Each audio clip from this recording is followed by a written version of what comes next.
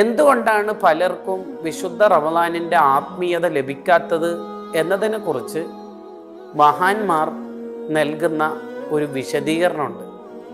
രണ്ടു കാര്യങ്ങൾ നമ്മുടെ ജീവിതത്തിൽ റമദാനിൽ കുറച്ചു കൊണ്ടുവരാത്തത് കൊണ്ടാണ് റമദാനിൻ്റെ ആത്മീയത പലർക്കും ലഭിക്കാത്തത്.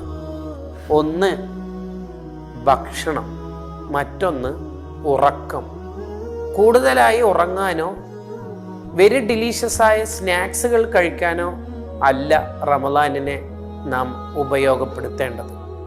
ഇത്തരം കാര്യങ്ങളിൽ നിന്നെല്ലാം പരമാവധി മാറി നിന്ന് ആത്മീയമായും ഭൗതികമായുള്ള ആരോഗ്യത്തെ നാം സംരക്ഷിച്ചു കൊണ്ടുവന്ന് കൂടുതൽ കൂടുതൽ ഇബാദത്തുകൾ ചെയ്ത് അള്ളാഹുവിലേക്ക് അടുക്കാനാണ് റമദാനിനെ നാം ഉപയോഗിക്കേണ്ടത്.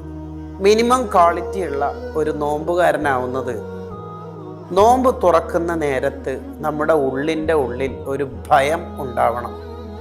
ഞാൻ ഈ അനുഷ്ഠിച്ച നോമ്പ് അള്ളാഹുവിലേക്ക് അടുക്കാനുള്ള നോമ്പാണോ അല്ല അകന്നു പോകുന്നതാണോ എന്ന് പറഞ്ഞാൽ എൻ്റെ നോമ്പ് അള്ളാഹു സ്വീകരിക്കുമോ അല്ല തള്ളിക്കളയുമോ എന്ന ഭയം ഉണ്ടാവണം.